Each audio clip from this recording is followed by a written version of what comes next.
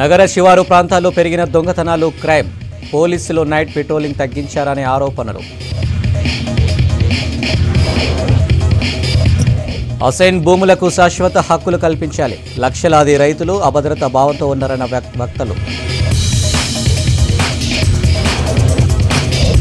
HCA మాజీ అధ్యక్షులు వివేక్ వెంకటస్వామి వినోద్లకు ఘన సన్మానం. హైదరాబాద్ క్రికెట్ చేసిన సేవలను గుర్తు చేసుకున్న సభ్యులు.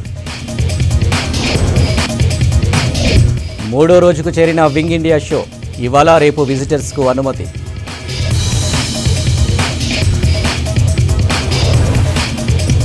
పహాడీ షేరి పిఎస్ పరిధిలో డివైడర్ను ఢీకొన్న కార్, ముగ్గురు అక్కడికక్కడే మృతి, ఇద్దరికి గాయాలు.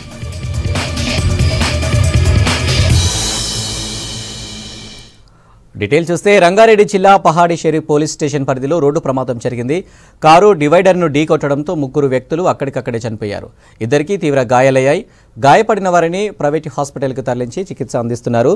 మృతదేహాలను పోస్టుమార్టం నిమిత్తం ఉస్మానియా మార్చురీకి తరలించారు. ప్రమాదంలో కారు ముందు భాగం నుజ్జునుజ్జైంది. ఓవర్ స్పీడే ప్రమాదానికి కారణమని తెలుస్తుంది. కేసు నమోదు చేసుకుని దర్యాప్తు చేస్తున్నారు పోలీసులు.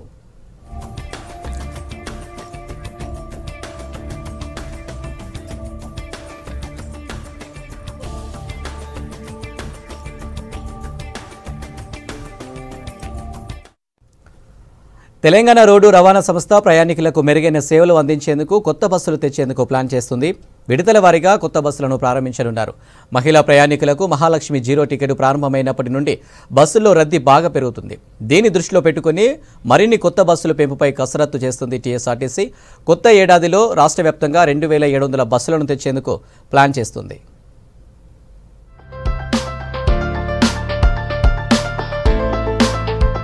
రాష్ట్ర ప్రభుత్వం కొత్తగా అమల్లోకి తీసుకువచ్చిన మహిళలకు ఫ్రీ బస్సు సౌకర్యంతో ఆర్టీసీ బస్సుల్లో ఎక్కేవారి సంఖ్య పెరిగింది. దీంతో ఎక్కడ రోడ్లపై చూసినా ఆర్టీసీ బస్సుల్లో ఫుట్ బోర్డులపై నిల్చుని ప్రయాణించే వారే కనిపిస్తున్నారు. ప్రయాణికుల రద్దీ నేపథ్యంలో కొత్త బస్సుల కొనుగోలుకు కసరత్తు చేస్తోంది ఆర్టీసీ. ఈ ఆర్థిక సంవత్సరంలో 400 కోట్ల రూపాయలతో 1050 బస్సులను కొనుగోలు చేయాలని నిర్ణయించింది. ఈ మేరకు ఇప్పటికే సంస్థ కొనుగోలు చేసిన అత్యాధునిక హంగులతో కూడిన 80 బస్సులను ప్రారంభించింది.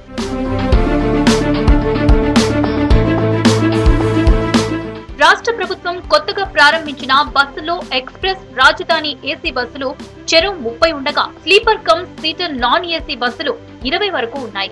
మిగతా 970 బస్సుల్లో 400 ఎక్స్ప్రెస్లు, 512 Palle Velugu, 92 Lahari sleeper come seater, 56 AC రాజధాని బస్సులు అందుబాటులోకి తేనున్నారు అధికారులు.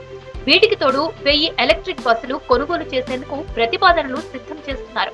అందులో హైదరాబాద్ సిటీలో 540, మిగతావి జిల్లాల్లోని ఇతర ప్రాంతాలకు వాడనున్నారు. వీటిని ఈ ఏడాది మార్చి తర్వాత అందుబాటులోకి రానున్నాయి. ప్రస్తుతం హైదరాబాద్ లో 2800 బస్సులు ఉన్నాయి. వాటిని రీప్లేస్ చేస్తూ విడతల వారీగా ఎలక్ట్రిక్ బస్సులను ప్లాన్ చేస్తోంది ఆర్టీసీ సంస్థ. ప్రస్తుతం మహాలక్ష్మి పథకంలో భాగంగా మహిళలకు ఉచిత ప్రయాణం నేపథ్యంలో బస్సుల్లో రద్దీ పెరిగింది. ప్రతిరోజు 28 నుంచి 30 లక్షల మంది మహిళలు ఆర్టీసీ బస్సుల్లో ప్రయాణిస్తున్నారు. దీంతో మగవాళ్లకి సీట్లు దొరకడమే కష్టంగా మారింది. మహిళల రద్దీకి తగ్గట్టు కొత్త బస్సులు తేనున్నారు. పాత బస్సుల్లో ఆక్యుపెన్సీని మించి ప్రయాణికులు ఆర్టీసీ బస్సుల్లో ఎక్కుతున్నారు. దీనితో ఆ రద్దీకి బస్సుల పికప్ తగ్గి డీజిల్ భారం పెరుగుతోంది.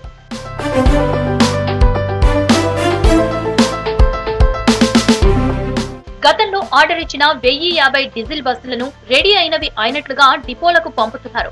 ఇక సిటీలో పొల్యూషన్ తగ్గించడంతో పాటు డీజిల్ ఖర్చును తగ్గించేందుకు ఎలక్ట్రిక్ బస్సులను మార్చి తర్వాత ప్రారంభించనున్నారు. ఇవి కాకుండా కొత్తగా 275 బస్సులు కొంటామని ప్రకటించారు రవాణా శాఖ మంత్రి పొన్నం ప్రభాకర్. ఇవే కాక హైదరాబాద్ లో 340 డీజిల్ హైర్ బస్సులకు టెండర్లకు పిలిచింది ఆర్టీసీ సంస్థ.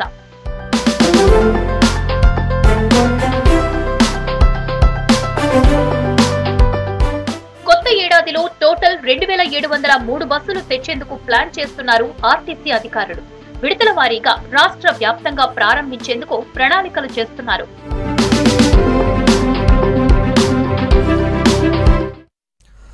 విద్యార్థులు క్రమశిక్షణతో చదువుకొని ఉన్నత స్థానాలకు చేరుకోవాలన్నారు Ambedkar college chairman Chennur MLA Vivek Venkataswamy.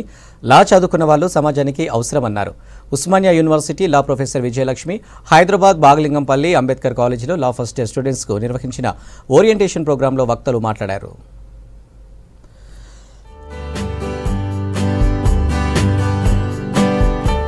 Hyderabad Bagh Lingampally Ambedkar college లో లా ఫస్ట్ ఇయర్ స్టూడెంట్స్ కి ఓరియంటేషన్ ప్రోగ్రాం నిర్వహించారు. కార్యక్రమానికి ముఖ్య అతిథిగా హాజరయ్యారు Osmania university law professor Vijayalakshmi, Ambedkar college chairman Chennur MLA Vivek Venkataswamy, college correspondent Saroja Vivek, వీరితో పాటు state human rights commissioner Vidyadhara Bhattu, high court advocate Balakrishna, Bellampally MLA Vinod Kumar, law college principal Srujana పాల్గొన్నారు.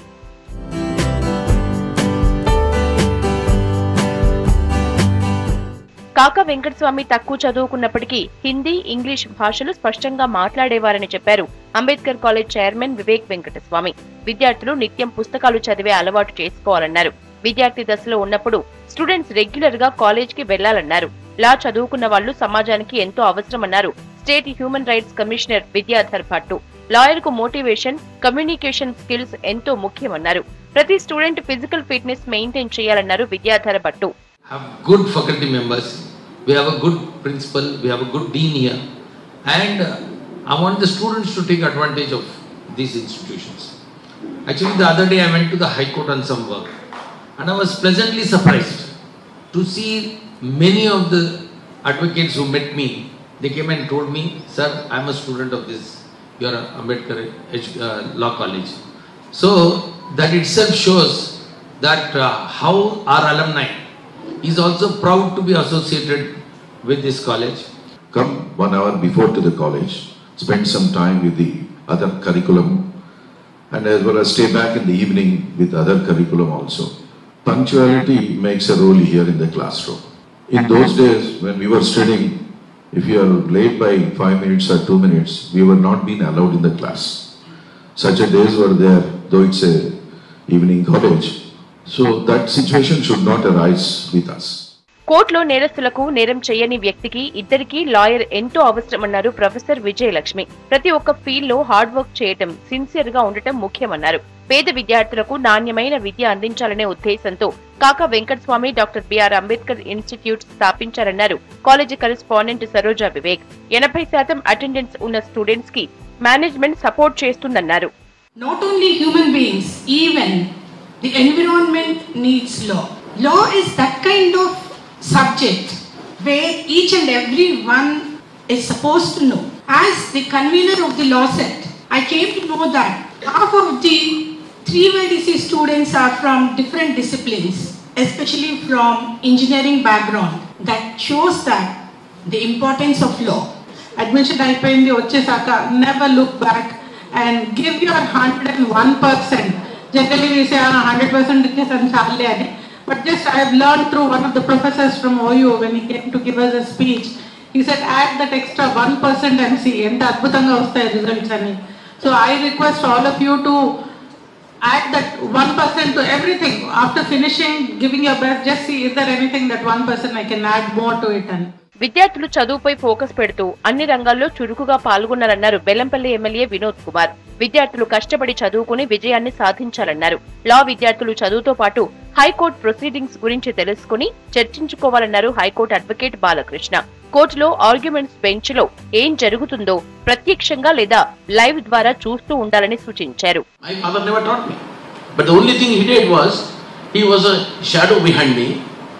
And he was observing me what exactly I am going to do and did not allow me that he is going to guide me anything. But I had to learn it all from the grassroots level. So that's how things have come up. And this college, when it started in 1973, we never realized that it's already 50 years now and we have already given 1,80,000-60,000 people. The same way we would like to extend the cooperation with all the people who want free education. And we would like this as an example from the management side. For me, day ante 23 hours. 1 hour is fixed for exercising. ఆ 23 hours ని చదవటానికో, పండుకోవటానికో, కోర్టుకు వెళ్ళటానికో, పిఆర్కో, మిగిలిన అన్ని activities కి plan చేస్తాం. 1 hour is fixed exercise. Keep your health consideration as unconditional, my dear. Trust me, If you are physically fit, you will be mentally fit. If you are physically, mentally fit, you can have a long innings in this career. విద్యార్థులు క్రమశిక్షణతో చదువుకుని ఉన్నత స్థానాలకు చేరుకోవాలన్నారు వక్తలు. వచ్చే parliament ఎన్నికలలోపు కేంద్ర ప్రభుత్వం లింగాయత్లను ఓబీసీలో చేర్చాలని డిమాండ్ చేశారు బీసీ సంక్షేమ సంఘం జాతీయ అధ్యక్షుడు రాజ్యసభ సభ్యుడు ఆర్ కృష్ణయ్య. హైదరాబాద్ రవీంద్ర భారతిలో రాష్ట్ర వీర శైవ లింగాయత్ లింగ బలిజ సంఘం దశాబ్ది ఉత్సవాలు నిర్వహించారు. ఈ కార్యక్రమంలో ఆర్ కృష్ణయ్యతో పాటు తెలంగాణ జనసమితి పార్టీ అధ్యక్షుడు professor Kodandaram, MP B B Patil, మాజీ ఎంపీ సురేష్ షెట్కర్ తదితరులు పాల్గొన్నారు. లింగాయత్ల ఐక్యమత్యాన్ని చూసి బీసీ సమాజం చాలా నేర్చుకోవాలని, సమాజంలో మనుషులంతా ఒకటేనని చెప్పిన మహానీయుడు బసవేశ్వరుడు అని పేర్కొన్నారు ప్రొఫెసర్ కోదండరాముడు. కేంద్ర ఓబీసీ జాబితా కలిపితే మన పిల్లలు ఐఏఎస్ వస్తారు, ఐఐటి, ఐఏఎం, రైల్వేలన్నా, బ్యాంకు మేనేజర్లన్నా అన్నింటిలో మన పిల్లలందరూ వస్తారు. ఒక తరమే ఓడిపోయింది ఓబీసీ జాబితాలు లేక. ఇప్పటికి అనేక మంది ఐఏఎస్ అయ్యేవారు, బ్యాంకు మేనేజర్ అయ్యేవారు, అవకాశాన్ని కోల్పోయారు. మొన్న ఢిల్లీకి పోయినాం, చాలా గట్టిగా వార్నింగ్ ఇచ్చినాం నేషనల్ బీసీ కమిషన్ చైర్మన్కు. అంటే పార్లమెంట్ చేస్తే ఎట్లా, ఈలోగా చేస్తే క్యాబినెట్ డిసిషన్ చేసుకుంటారు. క్యాబినెట్ డిసిషన్ అయినాక పార్లమెంట్లో బిల్లు పెట్టాలి. ఓబీసీ బిల్లులో కలిపి పార్లమెంట్లో పెడితే అయిపోతుంది అని చెప్పారు. ఇవాళ ఒక గొప్ప సంస్కరణ, దేశం అంతా కోరుకుంటున్న సంస్కరణకి ఆద్యులు మరి బసవేశ్వరుడే. సమాజంలో కులమతాలు ఉండకూడదు, మనుషులు అందరూ సమానంగా జీవించాలని మొట్టమొదటిసారి బోధించినటువంటి వాడు. అంబేద్కర్ కంటే ముందు కూడా బోధించినటువంటి వాడు బసవేశ్వరుడు.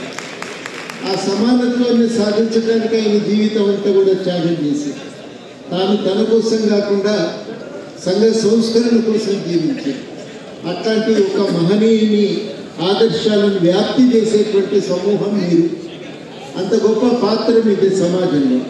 అట్లాంటి పాత్ర పోషిస్తున్నందుకు మీ అందరినీ కూడా అభినందిస్తూ, ఈ మార్పు ఇవాళ సమాజంలో బసవేశ్వరుని బోధనలు అనేవి ఇవాళ సమాజంలో ఇవాళ అవసరం. దాని ఉపయుక్తత ఇవాళ బాగా పెరిగింది. దాన్ని మనం ఇవాళ గుర్తించి ప్రజలందరికీ కూడా ఆయన సందేశాన్ని తీసుకుపోవాలి. ओबीसी की जो समस्या अपने समाज के लिए पूरा कर लेंगे. कर्नाटक के बाद तेलंगाना में एक हमारे समाज का एक अच्छा तो स्टेटस है, अच्छा लोग पहचानते हैं, अच्छा जानते हैं. हमारे बाजू का कर्नाटक हो, महाराष्ट्र हो, वहाँ के सभी लोग यहाँ पे रहते हैं. उनको मैं बहुत धन्यवाद देना चाहता हूँ. सब लोग मिलकर आगे करेंगे काम तो और अच्छा काम होगा. పేదలకు ఎయిమ్స్ ఆసుపత్రుల ద్వారా మెరుగైన వైద్యం అందుతుందని అన్నారు కేంద్ర విద్యుత్ పునరుత్పాదక ఇంధన శాఖ మంత్రి ఆర్కే సింగ్. యాదాద్రి భువనగిరి జిల్లా బీబీనగర్ ఎయిమ్స్ ఆసుపత్రిలో వికసిత్ భారత్ సంకల్ప యాత్ర కార్యక్రమానికి ముఖ్య అతిథిగా హాజరయ్యారు కేంద్ర మంత్రి ఆర్కే సింగ్. మంత్రికి ఘన స్వాగతం పలికారు ఎయిమ్స్ డైరెక్టర్ వికాస్ భాటియా. ప్రతి రాష్ట్రంలో ఒక ఎయిమ్స్ ఆసుపత్రి ఉందని, కొన్ని రాష్ట్రాల్లో 2 ఎయిమ్స్లు కూడా ఉన్నాయని తెలిపారు ఆర్కే సింగ్. తెలంగాణను మొత్తం కేసీఆర్ కుటుంబం లూటీ చేసిందని విమర్శించారు మంత్రి. ఈ కార్యక్రమంలో అదనపు కలెక్టర్ వీరారెడ్డి, ఎయిమ్స్ వైద్యులు, మాజీ ఎంపీ సభ్యులు బూర నర్సేగౌడ్, జూనియర్ వైద్యులు పాల్గొన్నారు.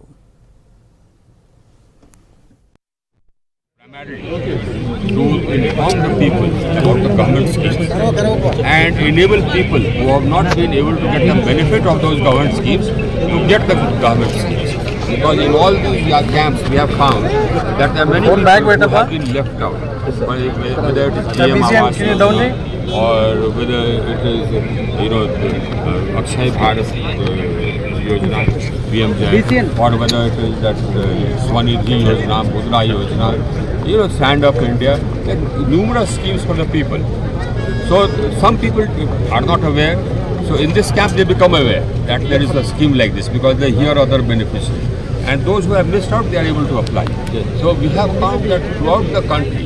పెండింగ్లో ఉన్న బిల్లులను వెంటనే చెల్లించాలన్నారు రాష్ట్ర టైలర్ అసోసియేషన్ సభ్యులు. గత బీఆర్ఎస్ ప్రభుత్వం నిర్లక్ష్యంతో తీవ్ర ఇబ్బందులు పడ్డామన్నారు. ప్రభుత్వం నుంచి సకాలంలో బిల్లులు రాకపోవడంతో 29 కోట్లు బకాయిలు పెండింగ్లో ఉన్నాయని తెలిపారు. సీఎం రేవంత్ రెడ్డి స్పందించి పెండింగ్ బకాయిలు చెల్లించాలన్నారు టైలర్స్ అసోసియేషన్ నాయకులు.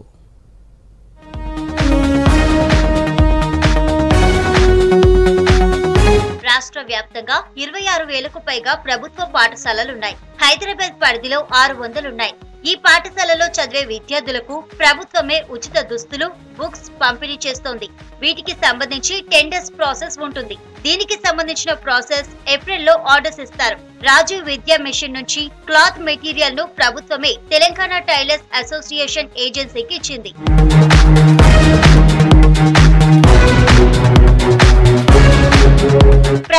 నుంచి సకాలంలో బిల్లులు రాకపోవడంతో 29 కోట్ల బకాయిలు పెండింగ్ లో ఉన్నాయి. 8 నెలలు గడుస్తున్నా కుట్టిన కూళ్లు రాలేదని ఆవేదన వ్యక్తం చేస్తున్నారు తెలంగాణ టైలర్ అసోసియేషన్ సభ్యులు. మంత్రులను కలిసినా సమస్య పరిష్కారం కాలేదన్నారు.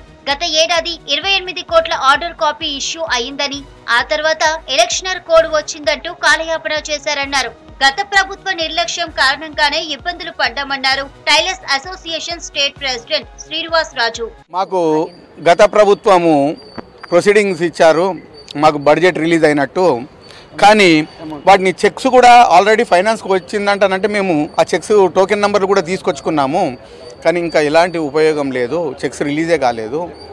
మాకు ఈ ప్రభుత్వమైనా త్వరగా ఇచ్చి మమ్మల్ని ఆదుకోవాలంటని చెప్పి మేము మీ ఛానల్ ద్వారా కోరుకుంటున్నాం. ఈ నెల రోజుల లోపల మాకు డబ్బులు రానట్టయితే 2 లక్షల మంది వీధి పాలవడమే కాకుండా మేము ప్రజావేదిక ముందటికి వచ్చేసి ధర్నా చేసే అవకాశము 100%గా ఉన్నది. సకాలంలో సప్లై చేస్తున్నాము, అయినా కూడా ప్రభుత్వము ఒక 50 రూపాయలు ఇచ్చి మాతోనే 500 రూపాయలు, ఒక టైలర్ షాప్లో ఇదే దుస్తులు కుడితే 500 రూపాయలు తీసుకుంటారు. కానీ మేము సోషల్ వర్కర్ లాగా ప్రభుత్వానికి సేవ చేస్తూ, పిల్లలకు సేవ చేస్తూ 50 రూపాయలకు దుస్తులు కుట్టినా కూడా 6 నెలల కింద కుట్టించుకొని ఇంతవరకు మాకు గత ప్రభుత్వము స్టిచ్చింగ్ ఛార్జెస్ బిల్లులు చెల్లించకుండా అన్యాయం చేసింది. గవర్నమెంట్ స్కూల్స్ యూనిఫామ్స్ కుట్టే వాళ్ళలో మహిళలే ఎక్కువగా ఉన్నారు. 8 నెలలు గడిచినా బిల్లులు రాకపోవడంతో కుటుంబ పోషణ భారంగా మారిందంటున్నారు లేడీ టైలర్స్. 10 ఏళ్ల నుంచి కటింగ్, దారం, బటన్స్, ప్యాకింగ్, ట్రాన్స్పోర్టేషన్ ఖర్చులు పెరిగాయి. అయితే ఫస్ట్ క్లాస్ నుంచి ఇంటర్ పిల్లలకు ఒక యూనిఫామ్ స్టిచ్చింగ్ కు కేవలం 50 రూపాయలే ఇస్తోంది ప్రభుత్వం. వీటికి బయట మార్కెట్ లో 500 నుంచి 600 వరకు ఛార్జ్ చేస్తారంటున్నారు టైలర్స్. ప్యాటర్న్ చేంజ్ అవ్వడం వల్ల మేము ఎక్కువ అమౌంట్ ఇచ్చి కుట్టించడం అయ్యింది. ఈ సంవత్సరము మాకు రావాల్సినది 26 కోట్ల రూపాయలు రావాలి, అవి త్వరగా రిలీజ్ చేయాలని కోరుకుంటున్నాము. మాకు ఫస్ట్ క్లాస్ నుంచి ఇంటర్ వరకు, 10th కూడా కాదు, ఇంటర్ వరకు సేమ్ రేటు 50 రూపీసే ఇస్తున్నారు. 50 రూపీస్ కాకుండా మాకు పెంచి ఇచ్చాలి. ఇది కూడా ఇప్పుడు 8 నెలల నుంచి మాకు అమౌంట్ రాక మేము ఇంట్రెస్ట్ భారం కూడా మా మీద పడింది. అది అర్థం చేసుకొని మాకు అమౌంట్ పెంచి ఇవ్వాలని అందరి తరఫున కోరుతున్నాను. ప్లీజ్ రిక్వెస్ట్, మాకు పెంచండి. ప్రభుత్వానికి మంచిగా పిల్లలకు నాణ్యమైన బట్టలు ఇస్తున్నాము. పాపం ఉపాధి ప్రతిదీ ధరలు పెరిగిపోయినాయి, కానీ మాకెందుకు పెరగట్లేదు? మేమేమే అన్యాయం చేసినా 10 సంవత్సరాలు అవుతుంది, ఒక్క రూపాయి పెరగకుండా. మా కొట్టు దారాలు పెరిగిపోయినాయి, బటన్స్ పెరిగిపోయినాయి. లేబర్ కాస్ట్ ఈరోజు మినిమం ఒక 500 నుంచి 700 రూపాయలు లేబర్ కాస్ట్ ఉంది ఒక బండలు మోయాలంటే. దాని ట్రాన్స్పోర్ట్ హైయెస్ట్ అండి. మాకు ట్రాన్స్పోర్ట్ ప్రభుత్వం ఏ విధంగా మాకు సహకరిస్తున్నది? కనీసము మమ్మల్ని అర్థం చేసుకోండి. మా కోరికలు చిన్నవి, మేము ప్రభుత్వానికి వ్యతిరేకం కాదు. మేము ప్రభుత్వానికి సేవ చేస్తున్నాం, నిరుద్యోగులకు ఉపాధి కల్పిస్తున్నాం, మహిళలకు ఉపాధి కల్పిస్తున్నాం. మొట్టమొదటిగా ప్రభుత్వం చేయలేని పనిని మేము చేసి చూపిస్తున్నాం. కాబట్టి మాకు న్యాయం జరపాలని కోరుకుంటున్నాం. ఇక బిల్లులు విడుదల చేయడంతో పాటు యూనిఫామ్ ధరలు పెంచి తమను ఆదుకోవాలంటున్నారు లేడీ టైలర్స్.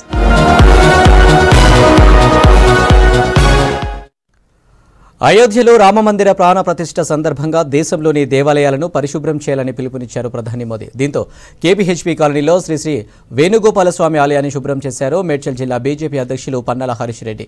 ఆలయ ప్రాంగణాన్ని ఓడ్చి నీటితో కడిగారు. తర్వాత 1990లో అయోధ్యలో కరసేవ కార్యక్రమంలో పాల్గొన్న కేపీహెచ్పీ కాలనీకి చెందిన సీనియర్ నాయకులు శ్రీనివాస్ రెడ్డి, మహేష్, ఉదయ్ కుమార్ను సన్మానించారు. ఈ కార్యక్రమంలో బీజేపీ రాష్ట్ర నాయకులు, జిల్లా నాయకులు, డివిజన్ నాయకులు పాల్గొన్నారు.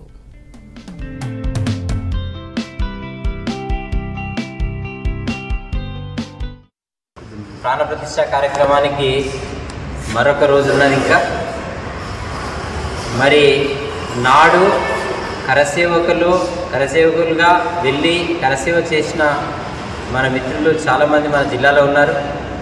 మన ముందు కరసేవకుడిని మనం సన్మానించుకుంటున్నాం. మన అదృష్టం.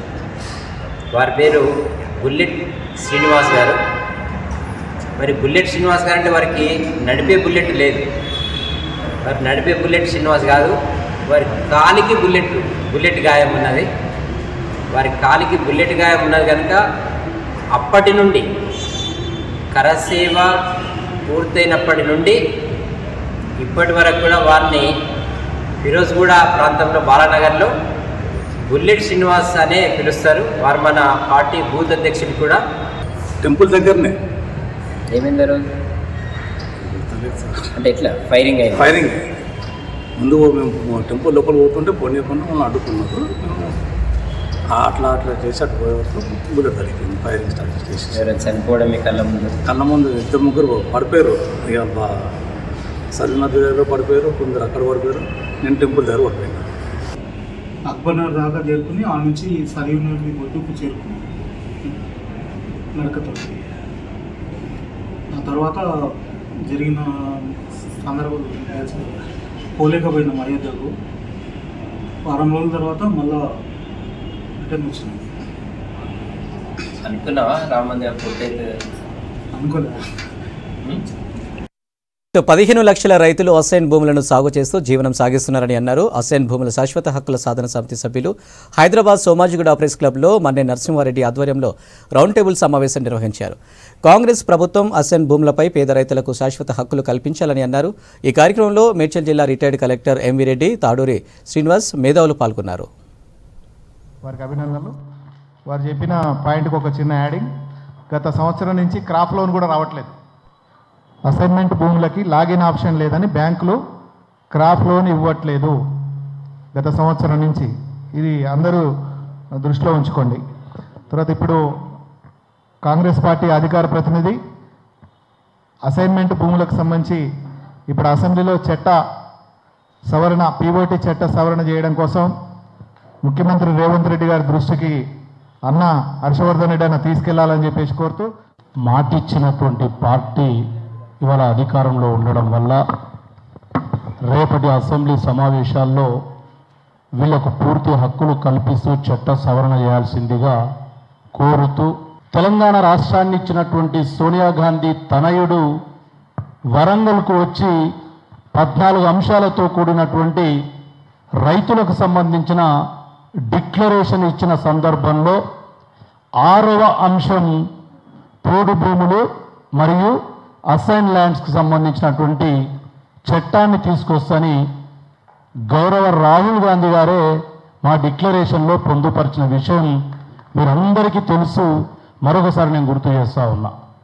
ఎందుకంటే తెలంగాణ ఇచ్చేటప్పుడు జాగ్రఫికల్గా విడిపోతుంటే రాజకీయంగా ఎంత నష్టం జరుగుతుందని తెలిసిన ఇచ్చిన మాటకు కట్టుబడి తెలంగాణ ఇచ్చినటువంటి సోనియమ్మ తనయుడు రాహుల్ గాంధీ గారు, మరి వారు కూడా ఈరోజు దానిని విస్మరించరని మా కాంగ్రెస్ పార్టీ తరఫున మీ అందరికీ కూడా తెలియజేస్తా ఉన్నా. తెలంగాణ రాష్ట్రం ఇమీడియట్గా మార్పు రావాలి అంటే భూములపైన హక్కులు కల్పించాల్సిన బాధ్యత ప్రభుత్వం పైన ఉన్నది.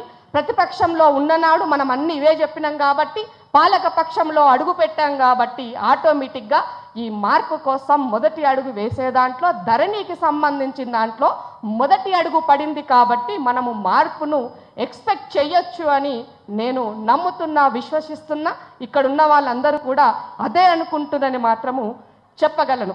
రెండో విషయం ఏంటి అంటే, భూమికి సంబంధించి ఆనాడు గత మన్మోహన్ సింగ్ ప్రధానమంత్రి ఆయన ప్లానింగ్ కమిటీ డిప్యూటీ కమిషనర్గా ఉన్నప్పుడు, ప్లానింగ్ డిప్యూటీ చైర్మన్గా ఉన్ననాడు 1987లో ఈ భూములకు సంబంధించినటువంటి ఒక నయమైనటువంటి పద్ధతిలో చేయాలి, భూ ప్రక్షాళన జరగాలి అన్నదానికి భూ రికార్డుల కోసము ఆయన ఒక పూణేకి సంబంధించిన ఒక ప్రొఫెసర్ గారికి, డిసి వాద్వా గారికి ఇచ్చి ఒక కమిటీ నివేదిక అడిగారు.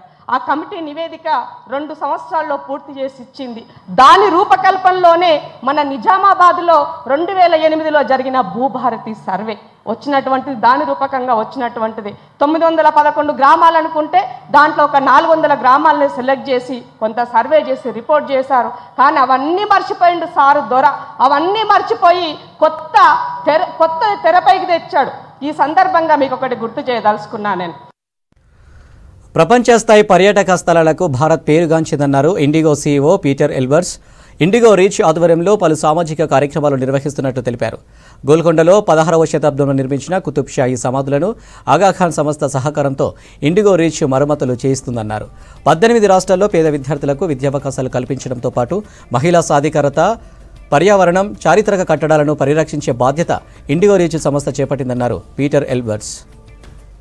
Actually supporting the restoration and the conservation of this beautiful tomb here behind us, and we've done that throughout the nation. We're helping as part of our CSR initiatives to conserve the heritage of India.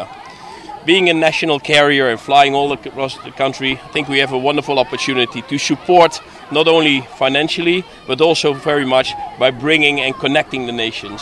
We've invested a lot actually in our operation here in Hyderabad. Today we're flying to a total of 53 destinations domestic and a total of 14 destinations international.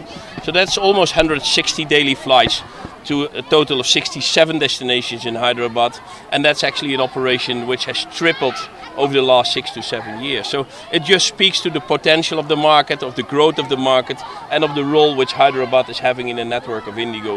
Today Hyderabad is the third largest city in our Indigo network, so that actually speaks again to this beautiful airport, a beautiful operation.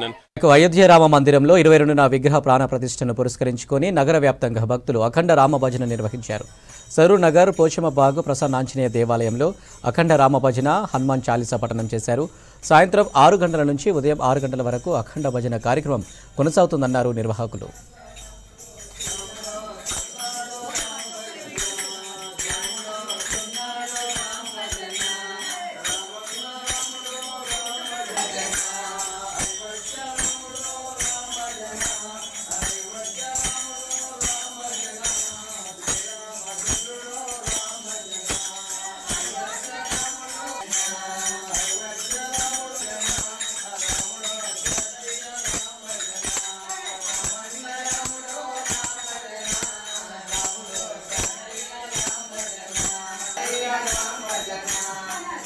నుంచి ఉదయం 6 గంటల వరకు అఖండ భజనం చేయాలా అనుకొని అందరూ colony వాసులు, భక్తులు అందరూ ఈరోజు చేరుకున్నారు. చిన్న పిల్లలు, పెద్దవాళ్ళు మరియు అందరూ ఇక్కడ ఉండే కాలనీ నుంచి మరియు వేరే కాలనీ నుంచి కూడా వచ్చి హాయిగా మనం ఇక్కడ రామ భజనం చేసుకుంటున్నాము. పొద్దున 6 గంటల వరకు జరుపుకుంటున్నాము. మొత్తం కాలనీ వాసులు, పక్క కాలనీ వాసులు అందరు కలిసి జరుపుకుంటున్నాము. దిగ్విజయంగా జరగాలని ఆ భగవంతుని ఆశీస్సులు అందరికీ, మా కాలనీ వాసులకు ప్రతి ఒక్కరికి ఉండాలని కోరుకుంటున్నాను. ఎక్కువ జనాలంతా మన లేడీస్ కానీ జెంట్స్ అంతా కలిసి ఎక్కువ సంఖ్యలో వచ్చేసి ఇక్కడ భజనలు చేస్తున్నారు. చాలా గ్రాండ్గా గొప్పగా జరుగుతుంది భజన. దీనికంతా మేము చాలా అదృష్టవంతులము. ఇక్కడ అక్షంతలు పంచడం జరిగింది. మరి ఇంటింటికి అక్షంతలు ఇచ్చారు. జెండాల కార్యక్రమం పెట్టి ప్రతి వాళ్ళు కూడా ఇన్వాల్వ్ అయ్యి కాలనీలో, పోచమ్మ కాలనీలో ఈ భజనలు ఈ మన శ్రీరామ వారి యొక్క ప్రతిష్టాపన సందర్భంగా మరి మా కాలనీలో కూడా మేము ఇక్కడ భజనలు చేసుకుంటున్నాము. కాబట్టి అందరూ వచ్చారు ఇక్కడికి. అంతా చాలా గ్రాండ్గా జరుగుతుందండి. మన కాలనీలో ఆంజనేయ స్వామి దేవాలయంలో అద్భుతమైనటువంటి కార్యక్రమాన్ని సంకల్పించాము. అది అంతా దిగ్విజయంగా నడుస్తోంది. గత 6 నెలలుగా ప్రతి మంగళ శనివారాల్లో హనుమాన్ చాలీసా పారాయణ నిర్విరామంగా జరుగుతోంది. ఆ ఆంజనేయ స్వామి ఆశీస్సులు మన కాలనీ ప్రజలందరికీ ఉన్నాయి. దానిలో భాగంగా రామ జన్మభూమి యొక్క ప్రతిష్టా కార్యక్రమం వచ్చింది. ఆ ప్రతిష్టా కార్యక్రమం 22వ తారీఖున జరగడంతో 20వ తారీఖు నాడు మేము అఖండ రామ భజన సంకల్పం చేశాము. గంటల్లో వాడిపోయే పువ్వులను సురక్షితంగా ఉండేందుకు ప్రత్యేక పద్ధతిని పాటిస్తున్నారు. రంగారెడ్డి జిల్లాకు చెందిన హేమ పాట్కర్ మహేశ్వరం మండలం తుమ్మలూరు పరిధిలోని మ్యాక్ ప్రాజెక్టులో నివాసం ఉంటున్నారు. హేమ పాట్కర్ విల్లాలో రకరకాల పువ్వులు, అరుదైన మొక్కలను, కుండీలు, పాత్రలు అమర్చి ఎగ్జిబిషన్ ఏర్పాటు చేశారు. సెపరేట్ స్టైల్ ఇకెబెనా జాపనీస్ పూల అమరిక 30 ఏళ్లుగా నేర్చుకుంటూ పాటిస్తున్నట్లు చెప్పారు హేమ పాట్కర్.